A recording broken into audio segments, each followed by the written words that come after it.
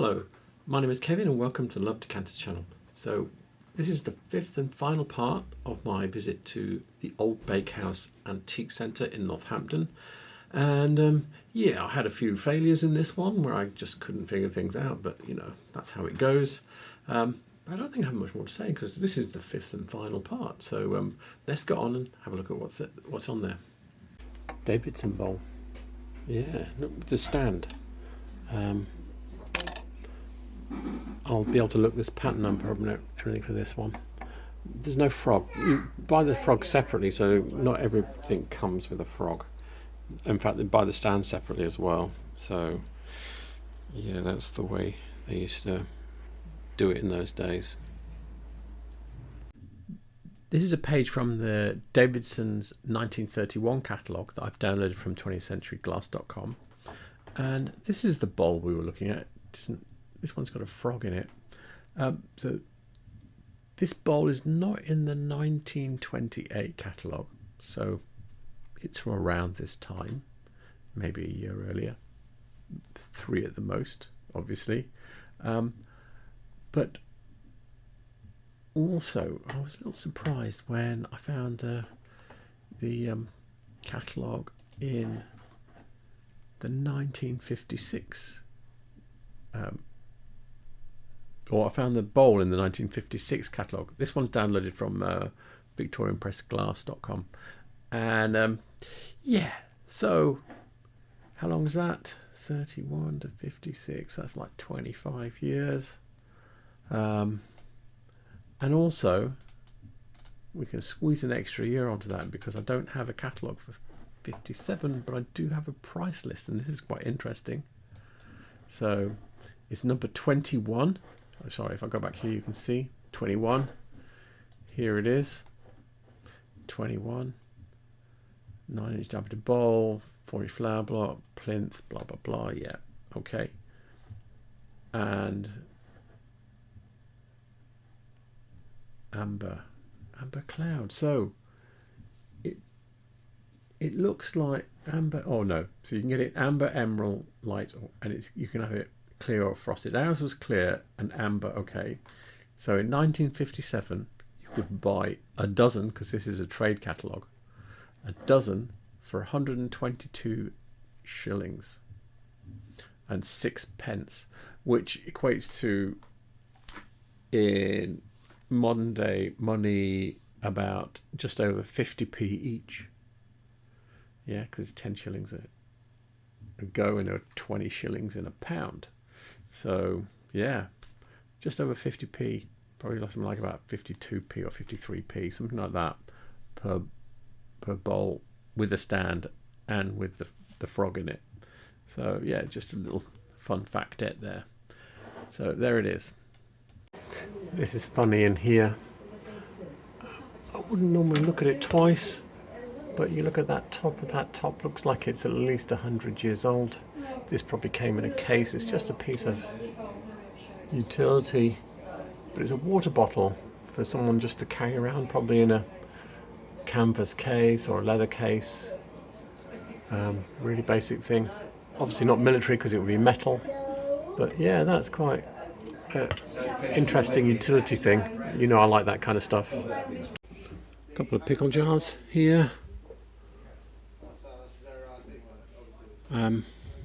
Yeah, we know these are sort of like, could be any time from 1850 through to Victorian times. Yeah, you see those around quite a lot. They're quite a fancy way to eat your pickles though. Can't see anything down here. I've come upstairs, got records down in there. I'm not going to go and film in there because there's someone in there looking at records, and they've got an upstairs bit. All this. Stairs just over the top of this. Little Romanian fish down here. He's one that should be standing upright. He uses a vase like the one that I have. Yeah, he's quite nice. Those nice colours. I can't see a price anywhere here. A little bit Krosno bowl there. You see quite a lot of that kind of stuff. It is relatively new. I don't know how long they've been making it for though. So looking at the fish first, I've gone back to my usual, there's a fish on top of your TV set article. And look, it's got some of the little upright fishes that become vases here. And this one's actually, the colourway on these is very similar to the one we were looking at just now. Yeah, so from the Paduria Niagara factory in Romania. So, yeah, and if you look at the pretty picture at the beginning, there you go. That's why it's a fish on top of your TV. Yeah. So we're looking at the Josephina Art Factory here. So this is in Krosno in Poland. There is actually another factory there called Krosno Art. Oh no, just Krosno Glass. But yeah, and I think it's from this range of glass here. This one is very like it. This one's a bit more complex. This kind of bowl like this with these little strings hanging off before, you know, being the legs, they're called jellyfish bowls. So yeah, it's one of these, and it's in this black and white stripe with a red interior, and then the legs are clear with a red interior as well. So I'm pretty certain this is what it is. And it might be almost new because obviously they're still making it today.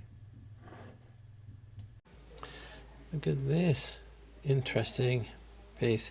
It is broken on the side. It's got a huge crack through it, but it's from 1888, celebrating the Prince of Wales' marriage, silver wedding, 1863 to 1888, and it shows you how this is really an early piece of pressed glass, because really they only started making this in the UK after 1845, pressed glass that is, and this is quite a substantial piece. I'm going to see if that is in any of the books. It is quite an early piece, so yeah, quite interesting. And what's interesting also is it's got a German cross. So yeah, that's when we were still friends with Germany. Everything to do with being royal family being German had to be eradicated when World War I started, and hence they became the Windsors. Check it out. This looks like a piece of Murano. This is an ashtray, which is unfortunate for it because that makes it less collectible, but it's quite an arty ashtray, if you know what I mean. It could just be a little pinbowl, but I'm pretty certain that's Murano. It just has the look. I don't think it might be. I will check and make sure it's not Kripska, because I might be wrong. You know how it goes. So I have ploughed through all my Kripska catalogues looking for that bowl. I've got stuff that's kind of like it, but not it, I don't think. So it might be Kripska, might not be, might be Murano, might be someone else, because yeah, this kind of glass, so many people were doing such similar work. You need to be fairly exact about getting a match. You need to at least see the exact same colorway and something similar that's close. It may not be exact because obviously there's a certain amount of hand tooling in making these things, but it needs to be closer than anything I can find to be certain. Just above here, I've spotted this. Look at this funny little thing. You want an electric clothes brush. And it must suck or something because it's got a little bag underneath. So yeah, really weird boxed thing, probably hardly ever used. Got another celery vase in here. This looks like another interwar one, looking at how the pattern is. Is there a mark? No, there's no mark. And it doesn't have the word celery on it. Well, it's cut glass, so it wouldn't have the word celery on it because they wouldn't allow that either. And then there's this, so little rocket vase. That's quite a cool one. I'm going to try and find that one because it's got such nice long legs on it. bit unusual, and I'll better free its leg from that plate. So I haven't found a proper reference for this, but I found a couple of fairly specific references. So this is the first one. It's for sale on this vintage store, Love Vintage store, and yeah, they're calling it a Art Deco Libochovich check glass.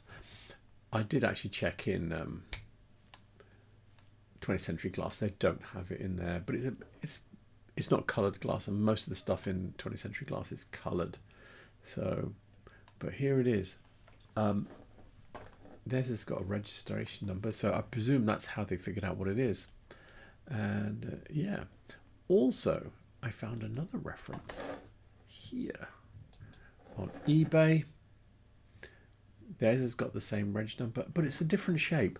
Now, the way this would be done is that it would be pressed in the same mould as the other one, and whilst it's still hot, they would probably get a wooden baton and just press the rim out to make a different shape. So while it was still hot, I'm going to do it quick. But anyway, yeah, I've got two people that are specifically calling it that in the search somewhere. No, that's not it. Yeah, in this one.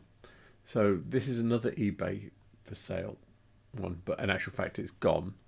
But here they're saying 1934, so they're even more specific. Unfortunately, if you click on it, the thing's already gone.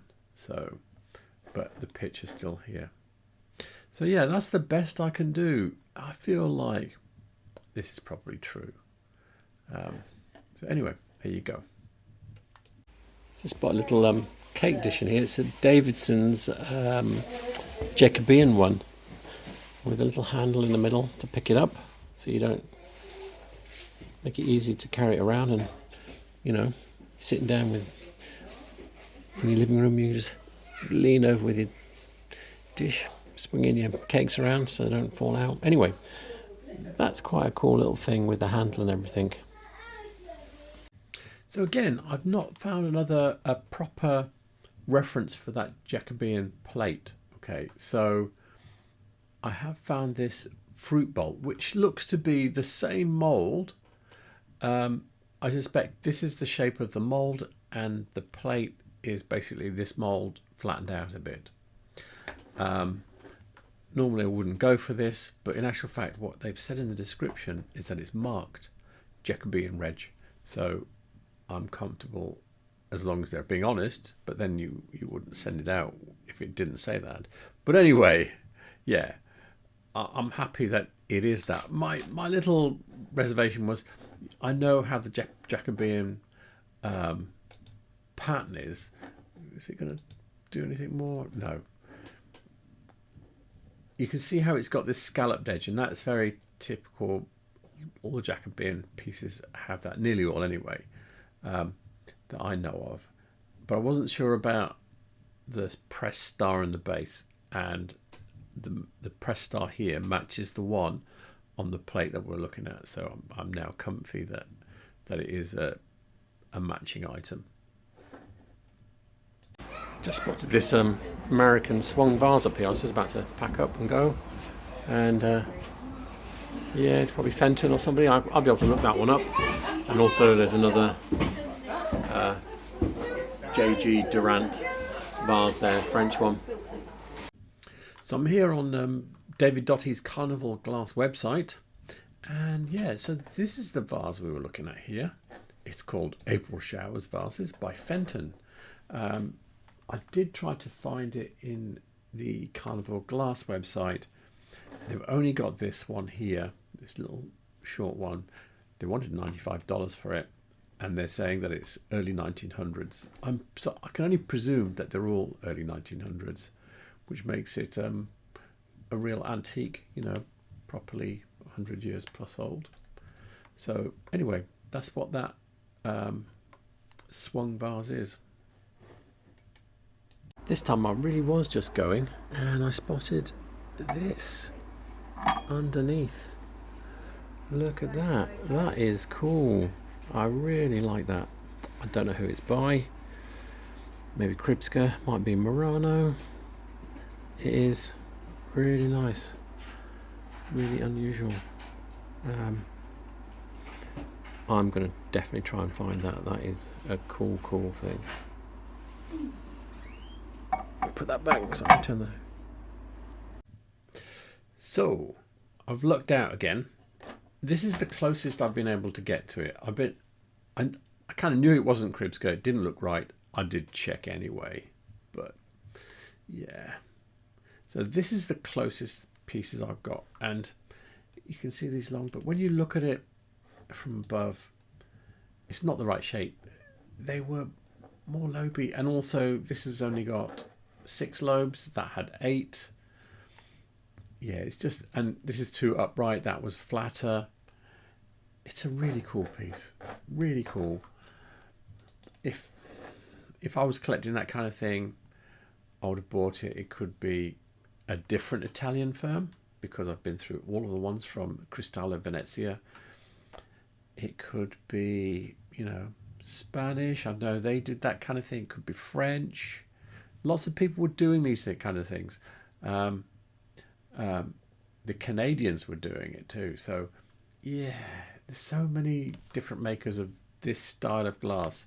But that one, I did actually really like that. It was quite hard for me, even though it's not what I buy and collect. I just thought 20 quid just seems really cheap for that. But anyway, I'll stop there and yeah, wrap this up. So I hope you enjoyed that visit to the Old Bakehouse Antiques Centre in Northampton. Yeah, it is one of our local places. I do go quite often. It doesn't have that much glass. I have bought other things there, but I have bought glass too. So yeah, it's worth a visit. It is worth a visit, and the prices are always pretty reasonable for quite a lot of the stuff. So and it has been on the Antiques Road trip recently as well. So you might want to look out for that and see what the professionals do. But anyway, my next video will be looking at the book that I bought, because it's quite an interesting book. And yeah, so with that said, the references I used will be in the description below. All the details of contacting the Old Bakehouse Antique Centre will be in the description below as well. And please remember to like and subscribe. And yeah, so thank you for watching, and have a good evening. Good night.